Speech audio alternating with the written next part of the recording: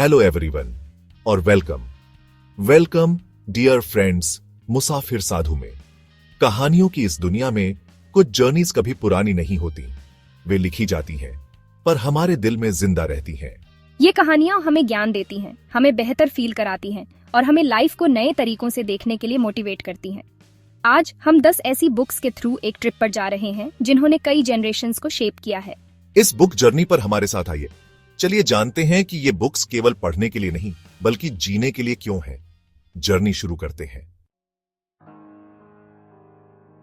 हमारी पहली स्टॉप है मैकॉम्ब, अलबामा, एक ऐसी जगह जहां बचपन की मासूमियत बड़ों की कॉम्प्लिकेटेड रियलिटीज से टकराती है। तिसा, बच्चों की हंसी धूल भरी सड़कों पर गूंजती है, लेकिन अंदर ही अंदर ये शहर पुरानी ट्रेडिशंस और अनस्पोकन रूल्स से बंधा हुआ है। ये एक ऐसी जगह है जहां बड़े होने की सिंपल खुशियां अनफेयरनेस की कड़वी सच्चाई से ढकी हुई है और जहां हर दिन सही और गलत के बारे में नए सबक सिखाता है। स्काउट फिंच की क्यूरियस आंखों से हम उसके पिता एटिकस से मिलते हैं, एक ऐसे आदमी जिनकी क्वाइट स्ट्रेंथ और जस्टिस की पक्की भावना उन्हें दूसरों से अलग करती है। एटिकस सिर्फ एक वकील नहीं है, वे एक रोल मॉडल हैं जो सही के लिए खड़े होते हैं, भले ही उन्हें अकेले खड़ा होना पड़े। वे अपने बच्चों को और हमें भी सिखाते हैं कि सही काम करना हमेशा आसान नहीं होता, लेकिन यह हमेशा वर्थ इट होता है। जब एटिकस टॉम रॉबिन्सन का बचाव करते हैं, एक ब्लैक आदमी जिस पर गलत तरीके से एक भयानक क्राइम का आरोप लगाया गया था, तो उसे अपने पड़ोसियों से गुस्सा और प्रेजुडिस झेलना पड़ता है। फिर भी वह फर्मली खड़े रहते हैं, हमें दिखाते हैं कि असली बहादुरी डर का न होना नहीं है बल्कि इंटेग्रिटी के साथ काम करने की हिम्मत है। तब भी जब सब आपके खिलाफ हों, कोर्ट रूम में उनकी हिम्मत पूरे शहर के लिए मॉरल स्ट्रेंथ का सबक बन जाती है। टू किल अ मॉकिंगबर्ड सिर्फ एक ट्रायल की कहानी से बढ़कर है। ये दूसरों को समझने, किसी और की जगह खुद को रखकर देखने और दुनिया को उनकी आंखों से देखने के बारे में है।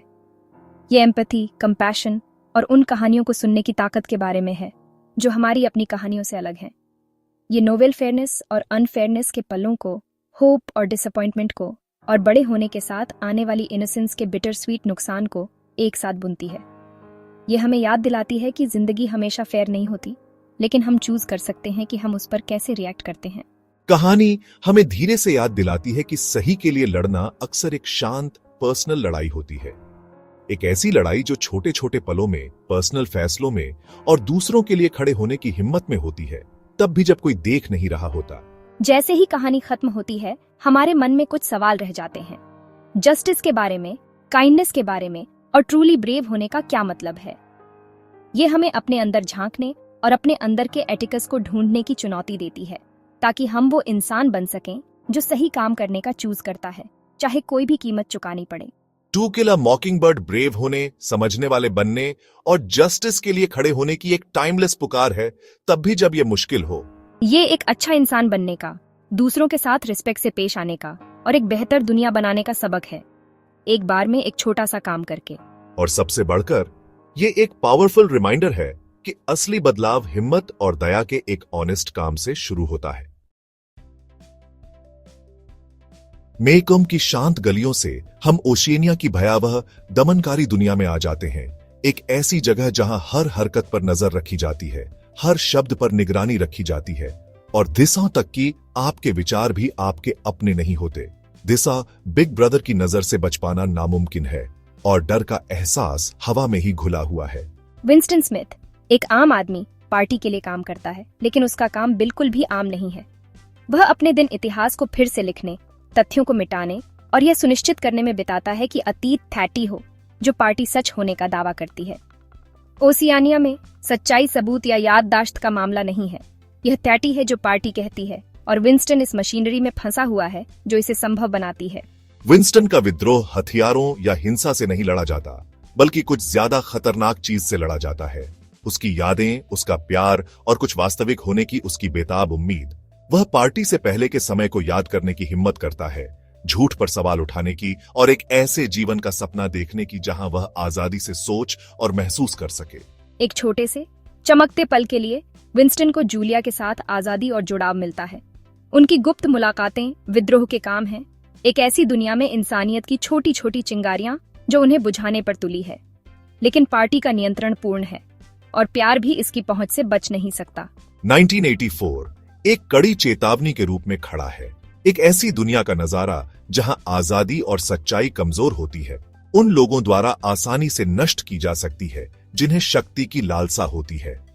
यह हमें दिखाता है कि यह कितना भयावह हो सकता है जब एक सरकार सिर्फ कार्यों को ही नहीं बल्कि विचारों और विश्वासों को भी नियंत्रित करती है। यह उपन्यास हमसे एक परेशान करने वाला सवाल पूछता है, हम अपने दिमाग, अपनी वास्तविकता की भावना को कैसे बनाए रखते हैं जब हमारे आसपास की हर चीज हमें भ्रमित करने, हेरफेर करने और जो हम सच जानते हैं उसे मिटाने के लिए डिजाइन की गई है। झूठ पर बनी दुनिया में विद्रोह का सबसे बड़ा कार्य यह जिद करना है कि वास्तविकता वास्तविक है, सच बोलना है, भले ही वह खतरनाक क्यों न हो। 1984 हमें याद दिलाता है कि विचार की शक्ति, सवाल करने का साहस और याद रखने की इच्छा हमारे पास अत्याचार के खिलाफ सबसे शक्तिशाली हथियार हैं। यह हमारी आजादी की रक्षा के लिए एक पुकार है जो हमारे अपने दिमाग से शुरू होती है और जो सच है उसकी रक्षा के लिए एक साथ खड़े होकर। सच्चाई की लड़ाई हम में से हर एक के अंदर शुरू होती है और यह एक ऐसी लड़ाई है जिसे हमें कभी भी लड़ना बंद नहीं करना चाहिए।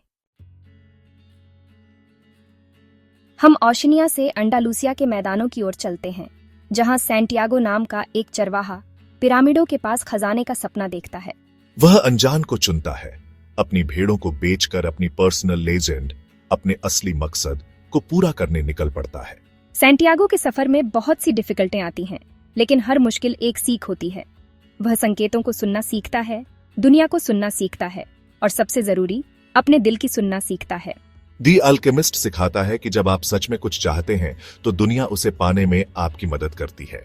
असली खजाना आपके अंदर का बदलाव है। दी अल्केमिस्ट अपने सपनों को पूरा करने और अपने दिल की सुनने की कहानी है। जिस खजाने की आप तलाश कर रहे हैं वह आपके अंदर ही है। अब हम अपनी हिस्ट्री में ट्रैवल करेंगे 70,000 साल अफ्रीका के मैदानों से आज तक। सैपियंस में हरारी पूछते हैं, इंसान अर्थ के रूलर कैसे बने? हमारा secret weapon, imagination, shared stories में बिलीव करने की एबिलिटी। मनी, कंट्रीज, लॉज, ये शेयर्ड आइडियाज हैं जो हमें कनेक्ट करते हैं। सैपियंस थिंकिंग, फार्मिंग और साइंस में हुए बड़े चेंजेस को देखता है जिन्होंने इंसानों को शेप्ड किया। यह स्टोरी है कि हमने कैसे सिटीज, एम्पायर्स और एक ग्लोबल विलेज बनाया। सैपियंस हमें उन स्टोरीज पर सवाल उठाने पर मजबूर करता है जिनके साथ हम रहते हैं। अपने पास्ट को समझकर हम बेहतर फ्यूचर की कल्पना कर सकते हैं। यह उन लोगों के लिए एक मस्ट रीड है जो यह जानने के लिए क्यूरियस हैं कि हम कहां से आए और कहां जा रहे हैं। हमारी स्टोरी अभी भी लिखी जा रही है। कुरुक्षेत्र के युद्ध के मैदान में अर्जुन को बहुत डाउट्स हो रहे हैं। वह अपने सारथी भगवान कृष्ण की ओर देखते हैं जो ऑर्डर्स नहीं, विजडम देते हैं, भगवत गीता। कृष्ण उस आत्मा के बारे में बताते हैं जो कभी नहीं मरती, रियलिटी क्या है और धर्म का रास्ता सही काम करना। गीता का मेन आइडिया है कर्म योग, बिना इस बात की चिंता किए काम करना कि आपको उससे क्या मिलेगा। इसका मतलब यह नहीं है कि आप केयर न करें, बल्कि यह है कि आप एक मकसद के साथ काम करें और अपने ईगो को छोड़ दें। गीता ब्रेवरी और इनर पीस के साथ जीने के लिए एक गाइड है, तब भी जब चीजें मेसी हों। यह हमें एक्शन में काम और काल्म में एक्शन खोजना सिखाती है। सबसे बड़ी लड़ाई अंदर होती है और सबसे बड़ी जीत खुद को कंट्रोल करना है। गीता की विजडम कभी पुरानी नहीं होती। हमारी अगली जर्नी हमें सीक्रेट एनेक्स तक ले जाती है, एक बुककेस के पीछे छिपी हुई जगह जहां एनी फ्रैंक और उनका परिवार 2 साल से ज्यादा समय तक नाजियों से छिप कर रहे थे। यह तंग अंधेरी अटारी उनकी पूरी दुनिया बन गई थी, एक ऐसी जगह जहां डर भी था और उम्मीद भी, जहां हर आवाज खतरे का संकेत हो सकती थी, फिर भी हर दिन जीने का एक नया मौका लेकर आता था। एनी की डायरी, जो अपनी काल्पनिक दोस्त किट्टी को लिखे गए खत के रूप में थी, उनके गहरे डर, भविष्य के सपनों और सबसे बुरे समय में भी लोगों की अच्छाई में उनके अटूट विश्वास को दिखाती है। उनके शब्दों के जरिए हम एक ऐसी छोटी लड़की को देखते हैं जो असाधारण परिस्थितियों में बड़ी हो रही थी और उम्मीद और कल्पना से चिपकी हुई थी। डर और अनिश्चितता से घिरे होने पर भी और उन 4 दीवारों के अंदर फंसा हुआ महसूस करने पर भी एनी की आवाज में जीवन, उत्सुकता और उनकी उम्र से कहीं ज्यादा ज्ञान चमकता है। उन्होंने हंसने, सपने देखने और अपनी खिड़की के बाहर की दुनिया पर सोचने के तरीके खोजे। उन्होंने एक राइटर बनने का सपना देखा था, अपनी कहानी दुनिया के साथ शेयर करने का, और अपने जाने के बाद भी अपने शब्दों के जरिए जिंदा रहने का।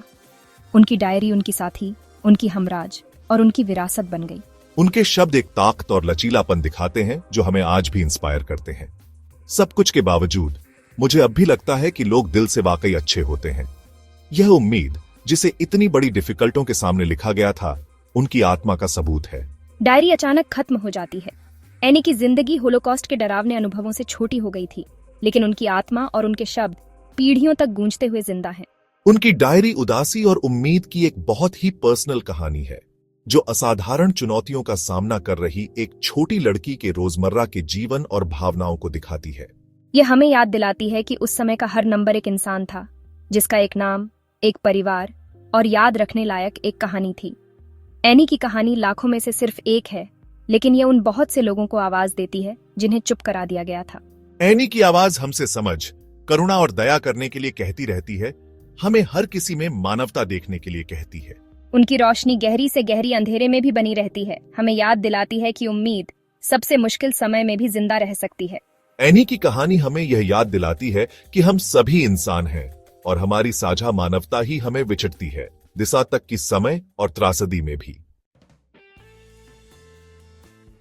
एनेक्स से हम विक्टर फ्रैंकल के साथ यातना शिविरों के अंधेरे में प्रवेश करते हैं। फ्रैंकल ने देखा कि जीवित रहना ताकत पर निर्भर नहीं करता, बल्कि एक उद्देश्य पर निर्भर करता है, जीने का एक क्यों। उन्होंने लोगोथेरेपी बनाई, यह सिखाते हुए कि हमारा मुख्य लक्ष्य अर्थ खोजना है, तब भी जब हम पीड़ित हों। एक इंसान से सब कुछ छीना जा सकता है, सिवाय एक चीज के, मानव स्वतंत्रता का आखिरी हिस्सा। आप कैसे प्रतिक्रिया करते हैं, यह चुनने की स्वतंत्रता। भयाथता में भी हम गरिमा और दया चुन सकते हैं। मैन सर्च फॉर मीनिंग आशा और शक्ति की एक किताब है। दुख जीवन का हिस्सा है, लेकिन हम इस पर कैसे प्रतिक्रिया करते हैं, यह हमें परिभाषित करता है। अपना अर्थ खोजें और साहस के साथ लिव। हम एस्टेरॉयड B612 पर चलते हैं, जो लिटिल प्रिंस का घर है, एक लड़का जिसके सुनहरे बाल हैं और जिसकी हंसी 1000 घंटियों जैसी है। सहारा में एक पायलट का प्लेन क्रैश होने के बाद वह लिटिल प्रिंस से मिलता है, जो उसे अपने गुलाब और अपनी यात्राओं की कहानियां सुनाता है। प्रिंस जिस भी ग्रह पर जाता है, वह धीरे धीरे बताता है कि बड़े लोग कितने बेवकूफ हो सकते हैं। किताब का मुख्य हिस्सा प्रिंस की लोमड़ी के साथ दोस्ती है, जो सिखाती है सही से केवल दिल से देखा जा सकता है। लिटिल प्रिंस प्यार, नुकसान और सतह से परे देखने के बारे में है। यह हमें अपने आश्चर्य की भावना और अपने रिश्तों को मजबूत रखने की याद दिलाता है। बचपन का जादू कभी खोता नहीं, अगर हम अपने दिल से देखना याद रखें। जो जरूरी है उसे आंखों से नहीं देखा जा सकता। अब हम रोमन सम्राट और दार्शनिक मार्कस ऑरेलियस के व्यक्तिगत विचारों को देखते हैं। मेडिटेशंस उनकी पर्सनल डायरी है, एक अच्छी लाइफ जीने और एक मुश्किल दुनिया में शांति पाने के लिए एक गाइड। स्टोइक फिलॉसफी का मेन आइडिया, जो आप कंट्रोल कर सकते हैं उसे कंट्रोल करें, जो नहीं कर सकते उसे एक्सेप्ट करें। हम घटनाओं को कंट्रोल नहीं कर सकते, लेकिन हम कैसे रिएक्ट करते हैं उसे कंट्रोल कर सकते हैं। मार्कस हमें मोमेंट में जीने, पर्पस के साथ काम करने और एक मजबूत इनर पीस बनाने को कहते हैं। असली पावर खुद को कंट्रोल करना है, दूसरों को कंट्रोल करना नहीं। मेडिटेशंस स्ट्रांग और हम्बल होने के लिए टाइमलेस एडवाइस है। ये लाइफ कैसे जिएं, इसकी एक मास्टर क्लास है। सबसे बड़ा एम्पायर वह है जो अंदर है, और शांति हमारे अपने दिमाग में मिलती है। हमारी आखिरी बुक डैनियल कानमैन के साथ दिमाग को एक्सप्लोर करती है। वो 2 सिस्टम्स की बात करते हैं, सिस्टम 1 तेज, गट फीलिंग, इमोशनल, और सिस्टम 2 धीरे, ध्यान से, लॉजिकल। सिस्टम 1 तेज है लेकिन गलतियां कर सकता है, सिस्टम 2 स्मार्ट है लेकिन आलसी है। कैनमैन दिखाते हैं कि हमारी गट फीलिंग्स हमें कैसे बेवकूफ बना सकती हैं, बहुत ज्यादा कॉन्फिडेंट होने से लेकर चीजें कैसे प्रेजेंट की जाती हैं। थिंकिंग फास्ट एंड स्लो आपके दिमाग के लिए एक यूजर मैनुअल की तरह है। इन सिस्टम्स को समझकर हम स्मार्ट चॉइसेस कर सकते हैं। जाने कब धीरे होना है और अपने सोचने वाले दिमाग का इस्तेमाल करना है। ये बुक हमें यह सोचने में मदद करती है कि हम कैसे सोचते हैं। यह खुद के बारे में ज्यादा अवेयर और ज्यादा लॉजिकल बनने के लिए एक गाइड है। ज्ञान की यात्रा अंदर से शुरू होती है और हर विचार हमारी दुनिया को आकार देता है।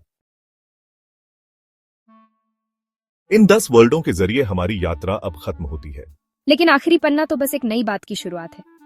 आपको कौन सी किताब सबसे ज्यादा अच्छी लगी? अगली कौन सी पढ़ेंगे? नीचे अपनी राय दें।